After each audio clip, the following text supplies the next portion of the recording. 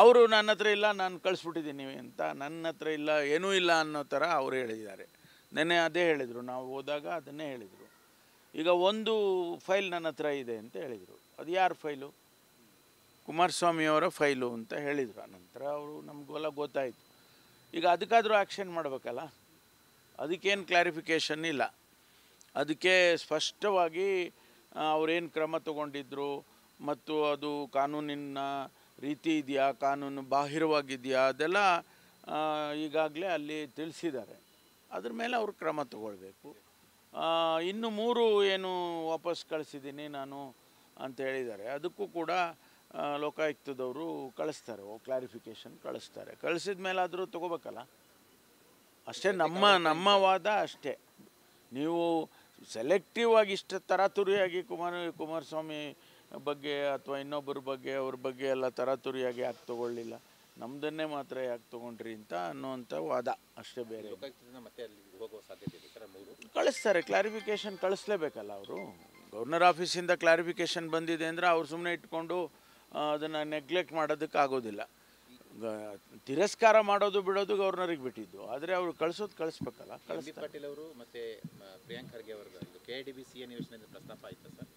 ಇಲ್ಲ, ಅದ್ರದ್ದೇನು ನಮ್ಮ ಚರ್ಚೆಯಲ್ಲಿ ರಾತ್ರಿ ಅದ್ರ ಬಗ್ಗೆ ಏನು ಪ್ರಸ್ತಾಪ ಇಲ್ಲ. ಅವರೇನು ಹೇಳಿಲ್ಲ, ಅವರು ಹೇಳಿಲ್ಲ, ನಾವು ಅದ್ರ ಬಗ್ಗೆ ಪ್ರಸ್ತಾಪ ಮಾಡಿಲ್ಲ. ರಾಷ್ಟ್ರಪತಿ ಚಲೋ ಇನ್ನೂ ಇಲ್ಲ. ಅವರು ನನ್ನ ಹತ್ರ ಇಲ್ಲ, ನಾನು ಕಳಿಸ್ಬಿಟ್ಟಿದ್ದೀನಿ ಅಂತ, ನನ್ನ ಹತ್ರ ಇಲ್ಲ, ಏನೂ ಇಲ್ಲ ಅನ್ನೋ ಥರ ಅವರು ಹೇಳಿದ್ದಾರೆ. ನೆನ್ನೆ ಅದೇ ಹೇಳಿದರು, ನಾವು ಹೋದಾಗ ಅದನ್ನೇ ಹೇಳಿದರು. ಈಗ ಒಂದು ಫೈಲ್ ನನ್ನ ಹತ್ರ ಇದೆ ಅಂತ ಹೇಳಿದರು. ಅದು ಯಾರ ಫೈಲು? ಕುಮಾರಸ್ವಾಮಿಯವರ ಫೈಲು ಅಂತ ಹೇಳಿದರು. ಆನಂತರ ಅವರು ನಮಗೆಲ್ಲ ಗೊತ್ತಾಯಿತು. ಈಗ ಅದಕ್ಕಾದರೂ ಆ್ಯಕ್ಷನ್ ಮಾಡಬೇಕಲ್ಲ. ಅದಕ್ಕೇನು ಕ್ಲಾರಿಫಿಕೇಷನ್ ಇಲ್ಲ. ಅದಕ್ಕೆ ಸ್ಪಷ್ಟವಾಗಿ ಅವರೇನು ಕ್ರಮ ತಗೊಂಡಿದ್ರು ಮತ್ತು ಅದು ಕಾನೂನಿನ ರೀತಿ ಇದೆಯಾ, ಕಾನೂನು ಬಾಹಿರವಾಗಿದೆಯಾ, ಅದೆಲ್ಲ ಈಗಾಗಲೇ ಅಲ್ಲಿ ತಿಳಿಸಿದ್ದಾರೆ. ಅದ್ರ ಮೇಲೆ ಅವರು ಕ್ರಮ ತಗೊಳ್ಬೇಕು. ಇನ್ನು 3 ಏನು ವಾಪಸ್ ಕಳಿಸಿದ್ದೀನಿ ನಾನು ಅಂತ ಹೇಳಿದ್ದಾರೆ. ಅದಕ್ಕೂ ಕೂಡ ಲೋಕಾಯುಕ್ತದವರು ಕಳಿಸ್ತಾರೆ, ಕ್ಲಾರಿಫಿಕೇಷನ್ ಕಳಿಸ್ತಾರೆ. ಕಳಿಸಿದ ಮೇಲಾದರೂ ತಗೋಬೇಕಲ್ಲ. ಅಷ್ಟೇ ನಮ್ಮ ವಾದ ಅಷ್ಟೇ. ನೀವು ಸೆಲೆಕ್ಟಿವ್ ಆಗಿ ಇಷ್ಟು ತರಾತುರಿಯಾಗಿ ಕುಮಾರಸ್ವಾಮಿ ಬಗ್ಗೆ ಅಥವಾ ಇನ್ನೊಬ್ಬರ ಬಗ್ಗೆ ಅವ್ರ ಬಗ್ಗೆ ಎಲ್ಲ ತರಾತುರಿಯಾಗಿ ಯಾಕೆ ತೊಗೊಳ್ಳಿಲ್ಲ, ನಮ್ಮದನ್ನೇ ಮಾತ್ರ ಯಾಕೆ ತೊಗೊಂಡ್ರಿ ಅಂತ ಅನ್ನುವಂಥ ವಾದ ಅಷ್ಟೇ. ಬೇರೆ ಕಳಿಸ್ತಾರೆ, ಕ್ಲಾರಿಫಿಕೇಷನ್ ಕಳಿಸ್ಲೇಬೇಕಲ್ಲ ಅವರು.